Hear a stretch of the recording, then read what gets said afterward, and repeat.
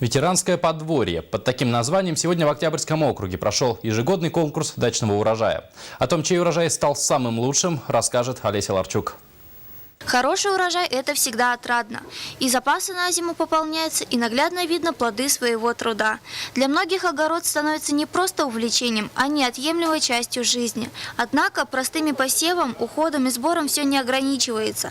Каждый заядлый дачник имеет за пазухой пару секретов. Но особенных секретов нет. Меня моя свекровь учила, что когда сажаем картошку, делаем лунку, обрезаем эту картошку по глазкам, обмакиваем в золу, сажаем этой золой, золой в почву. Сбор знатного урожая – прекрасный повод для встречи ветеранов-огородников. Проводя ежегодно конкурс «Ветеранское подворье», ветераны могут не только показать результат своих трудов, но и претендовать на победу в главном конкурсе. В конкурсе участвуют обычно все округа и все пригородные поселки и села. Все ветеранские организации от округов и пригородных сел и поселков.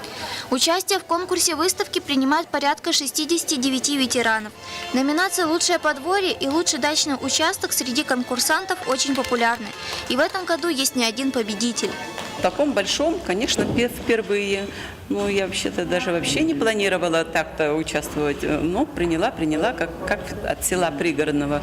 И вот такой результат.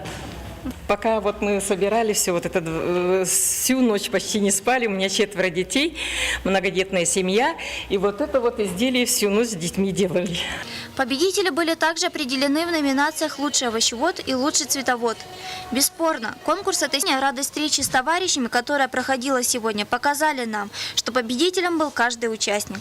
Олеся Ларчук, Василий Слепцов, новости столицы.